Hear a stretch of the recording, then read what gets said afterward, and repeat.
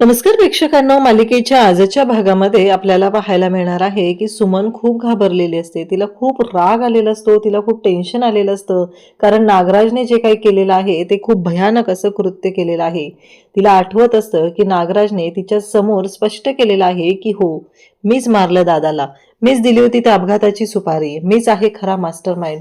या सगळ्या गोष्टी सुमनला आठवत असतात आणि सुमनला खूप रडू येत असतं. सुमन म्हणत असते की इतकी वर्ष ज्यांनी आम्हाला सांभाळलं, ज्यांच्या सगळ्या गोष्टींवरती आम्ही या सगळ्या गोष्टी केलेल्या आहेत, जगलेलो आहोत, आणि हे सगळं काय आहे या गोष्टीचा तिला खूप त्रास होत असतो. ती किचनमध्ये आलेली असते, खूप रडत असते, पाणी घेत असते, पण तिलाही पाणी घेता येत नसतं आणि ती घाबरून तिची घाबरगुंडी उडालेली आहे. आणि तेवढ्यात मागून येतो तो म्हणजे नागराज.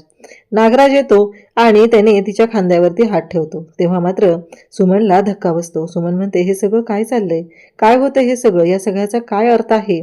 आणि मग सुमन घाबरलेली असते. तेव्हा नागराज तिथे येतो आणि म्हणतो, काय झालं, काय झालं सुमन, अगं पाणी घ्यायला आलेली ना, तुझ्यात एवढी ताकद आली, तू वरून एवढी धावत खाली आली, नक्की काय म्हणायचंय, काय हे सगळं काय घडतंय, काय अर्थ आहे या सगळ्याचा, असं तो तिला विचारू लागतो. तेव्हा मात्र सुमन शांतच असते. सुमन काहीच बोलत नाही, कारण सुमनला माहिती आहे जर तिने म्हणली की काही, तर त्या गोष्टीवरती हा नागराज लगेचच काही ना काही गोंधळ घालायला तयार असतो. त्यामुळे सुमन शांतपणे ह्या सगळ्या गोष्टी ऐकत असते आणि त्याच वेळी घाबरलेली आहे. आणि तेवढ्यातच बाहेरून आवाज येतो, तो म्हणजे प्रतिमाचा. सुमन. आणि मग सुमन धावतच आता किचन मधून हॉलमध्ये येते. प्रतिमा तिथं असते आणि प्रतिमाला येऊन ती बिलगते. तिला खूप छान वाटलेलं असतं. आणि त्यासोबतच इकडे नागराज सुद्धा तिथे येतो आणि म्हणतो, हे घे, पाणी प्यायला आली होती आणि विसरलीस ना पाणी प्यायचं तू सुमन. बघ, मला काय म्हणायचंय, तू का ऐकत नाहीये ह्या सगळ्या गोष्टी. हे सगळं जेव्हा घडत असतं तेव्हा मात्र नागराज तिथे आलेला असतो. सुमनला एका ठिकाणी खाली बसवतो आणि म्हणत असतो की हे घे, असं म्हणत त्याने तिला पाणी दिलेलं आहे आणि स्वतःच्या हाताने तिला तो पाणी पाजत आहे. त्याच्या डोक्यात फक्त एवढंच आहे की काहीही झालं तरीही सुमन जी आहे ती या सगळ्यातून बाबरी नाही झाली पाहिजे, कारण काही असलं तरी मी सुमनला कधीच बरं होऊ देणार नाही, एवढंच त्याच्या डोक्यात सुरू असतं. आता मात्र सुमन ज्या पद्धतीने रिॲक्ट होत असते, ती पाणी पित असते आणि तेवढ्यातच दारात सायली आणि अर्जुन आलेले दिसतात. सायली आणि अर्जुन आलेले आहेत हे पाहून सुमनला खूप बरं वाटलेलं असतं, तिला खूप हायसं वाटलेलं असतं.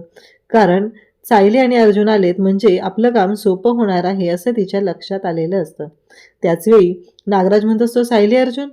मग सायली अर्जुनला आलेला पाहून धक्का बसतो. तेव्हा ते म्हणतात की हो, सुमन काकूलाच भेटायला आलेलो आहे. हे जेव्हा नागराज ऐकतो तेव्हा नागराज म्हणतो की अरे वा, बरं जेवणच करून जा आता तुम्ही. तेव्हा सायली अर्जुन म्हणतात की नाही, त्याची काही गरज नाहीये. खरं तर सायली अर्जुनला खूप राग आहे नागराजचा, फक्त त्याच्याबद्दल पुरावा नाहीये म्हणून ते रिॲक्ट होत नाहीयेत. आणि एकदा का पुरावा मिळाला की नागराजची वाट लागणार हे तर अर्जुनने ठरवलेलंच आहे. इकडे मात्र आता सुमन ज्या पद्धतीने रिॲक्ट झालेली आहे ते पाहून नागराज म्हणतो की बरं झालं, सुमनलाही तेवढंच बरं वाटेल ना, तुम्ही दोघं आलेला आहात तर. मग तुम्ही दोघं तिच्याशी बोलत राहा, त्यानंतर बघूया बाकीच्या गोष्टी, असं नागराजचं चाललेलं असतं. नागराज म्हणतो, मलाही 3-4 कॉल करायचे होते, मी आलोच कॉल करून, असं म्हणत नागराज आता जायला निघतो. आणि त्याचवेळी अर्जुन म्हणत असतो की चालेल, काही हरकत नाहीये, जा तू, असं म्हणत अर्जुनने नागराजला जायला सांगितलेलं असतं. आणि इकडे सायली आणि अर्जुन या दोघांनाही माहिती आहे की आता सुमन काकूकडे मोठा पुरावा मिळालेला आहे.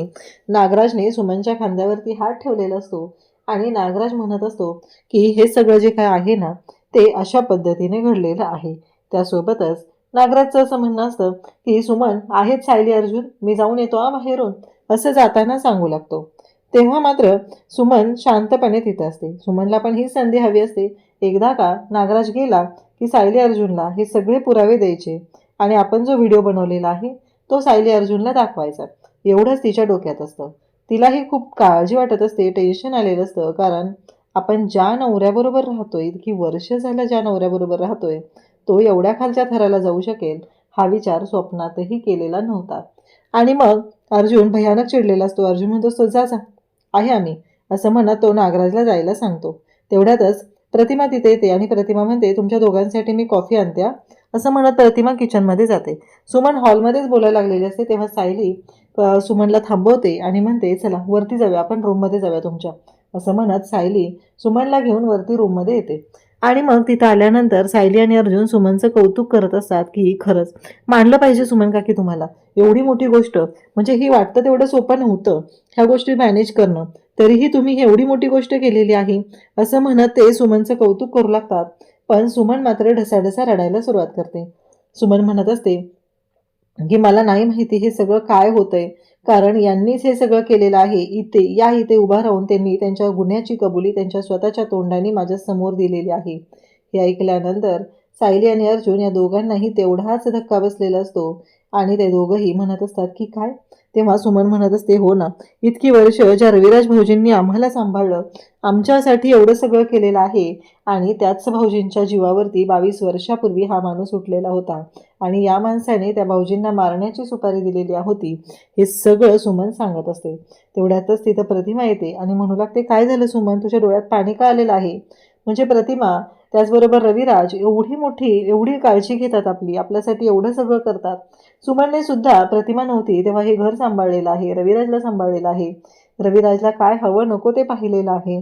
परंतु आत्ता जेव्हा ही परिस्थिती उभी राहिलेली आहे तेव्हा मात्र नागराज हा अशा पद्धतीने सुमनसोबत वागत असतो. मग तेव्हा प्रतिमा म्हणते की मी आलेच तुमच्यासाठी काहीतरी खायला बनवते आणि ते घेऊन येते, असं म्हणत प्रतिमा बाहेर जाते. त्याचबरोबर इकडे आता अर्जुन सायली म्हणत असतात की काय झालं त्या व्हिडिओचं तू बोललेली ना सुमन काकी, कुठे आहे तो व्हिडिओ. तेव्हा ती मोबाईल शोधू लागते, पण तिला काही सुरुवातीला मोबाईल सापडत नाहीये. मोबाईल कुठे ठेवला असं म्हणत ती पाहू लागते. मग तिच्या लक्षात येतं की नाही, मोबाईल इथं खाली पडलेला होता. इकडे आता सचिनने वेगळंच नाटक सुरू केले. पुन्हा येऊन तो साक्षीच्या घरी राहिलेला आहे आणि त्याच वेळी त्याला अस्मिताला त्याने जी धमकी दिलेली आहे की मी अन्न पाण्याचा त्याग करणार आहे, आणि तो म्हणत असतो की आता खरी मजा येणार, आता सुभेदार माझ्या पायाशी येणार, कारण आता त्यांच्या पुढे कोणता ऑप्शनच राहिलेला नाही. तो जाम खुश असतो. तेवढ्यात साक्षीला म्हणत असतो की सॅम सॅम लवकर ये, सॅम डार्लिंग लवकर ये. सॅम म्हणत असते अरे काय झालं एवढा खुश आहे तो. तेव्हा तो म्हणू लागतो की हो खरंच मी आज खूप खुश आहे, कारण चल आपण आता बाहेर जाऊया सॅम, आपण बाहेर जाऊया असं म्हणत तिला तो बाहेर घेऊन चाललेला असतो. तेव्हा मात्र ती म्हणत असते की नाही बाहेर नको, मला नाही यायचं बाहेर. तेव्हा तो ऐकतच नसतो की चल आपण बाहेर जाऊया डिनर करूया. हे सगळं त्याचं सुरू झालेलं असतं. त्याला जराही भीती वाटत नसते की एकदा सोडून आपण 2 वेळा पकडले गेलेलो आहोत, आणि तरीही आपण अशा पद्धतीने कसं काय रिॲक्ट करतोय ही गोष्टच त्याच्या लक्षात येत नसते. त्याचवेळी इकडे सायली आणि अर्जुन तो व्हिडिओ प्ले करण्याचा प्रयत्न करत असतात, परंतु तो व्हिडिओ काही केला प्ले होत नसतो. तेव्हा सुमन काकी म्हणत असते की मी चेक केला होता तो व्हिडिओ, पण तेव्हा अर्जुन म्हणतो की थांब जरा पॅनिक होऊ नको सायली, मी बघतो एखादं दुसरं एक ॲप आहे ते इन्स्टॉल करून बघतो त्या ॲपमधून प्ले होतोय का. कारण मोबाईल तर रूममध्ये होता, नागराज इथे होता, पण सुमन सांगते की तुम्ही मला हा मोबाईल दिला ही गोष्ट त्यांना माहीत नाही आहे, कारण मी तो लपवून ठेवलेला आहे. असं इकडे तो तिनं बोलते. तेव्हा ती म्हणत असते की नाही एक प्रॉब्लेम झाला फक्त, हा जो मोबाईल आहे ना माझ्याकडून ते आले तेव्हा गडबडीत खाली पडलेला होता, आणि त्याच वेळी हे सगळं घडलेलं आहे. तेव्हा मात्र सायली आणि अर्जुन दोघंही विचार करू लागतात. सायली म्हणते काय होतंय, असं नको व्हायला, कारण ही संधी परत येणार नाहीये. हे जे काय घडलंय ना ते परत नाही घडणार आहे, हा व्हिडिओ झाला पाहिजे प्ले, असं सायली आणि अर्जुन सांगू लागतात. तेव्हा मात्र अर्जुन म्हणत असतो की हो काळजी करू नको, बघूया काय होतंय, आणि तेवढ्यातच तो व्हिडिओ प्ले होतो. जेव्हा व्हिडिओ प्ले होतो आणि अर्जुन आणि सायली तो व्हिडिओ पाहू लागतात, त्यांच्या तर पायाखालची जमीनच सरकते, कारण सरळ सरळ नागराज त्या व्हिडिओमध्ये म्हणत असतो की तुला आणि महिपतला किडनॅप मीच केलेलं होतं, मीच या सगळ्या गोष्टी केलेल्या आहेत, 22 वर्षापूर्वीचा मास्टर माइंड मीच आहे, त्या अपघाताचा मास्टर माइंड मीच आहे, असं हे सगळं त्याचं सुरू झालेलं असतं.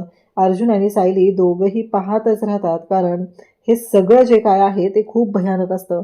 अर्जुनला तर एवढा राग आलेला असतो, कारण ह्या नागराज काकाला एवढं सगळं म्हणजे एवढा आमच्यातच राहतो हा, आणि आमच्याच जीवावर उठलेला आहे, आपल्याच माणसांच्या जीवावर उठलेला आहे, कारण आपण नको त्या माणसांना हे सगळं बोलत होतो, त्या महिपतला वगैरे आपण आत टाकलेला आहे, आणि हा नागराज किल्लेदार एवढा या थराला जाईल असं वाटलं नव्हतं, असं अर्जुन बोलू लागतो.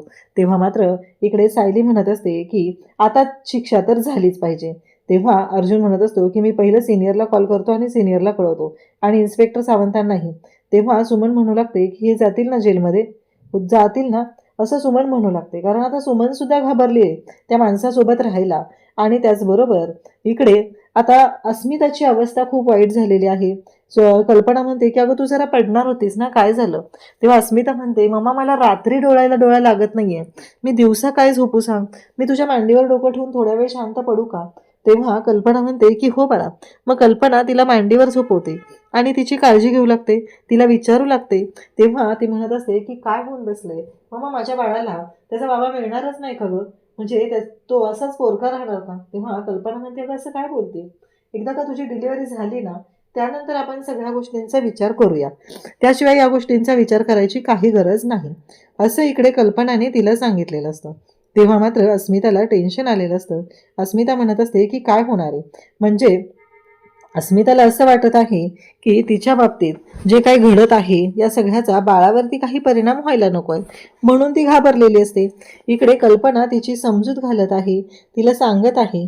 आणि त्याच वेळी पाहायला मिळतं ते म्हणजेच की प्रियाने आता नागराजला कॉल केलेला असतो आणि प्रिया नागराजला म्हणत असते की तुम्हाला एक गोष्ट सांगायची.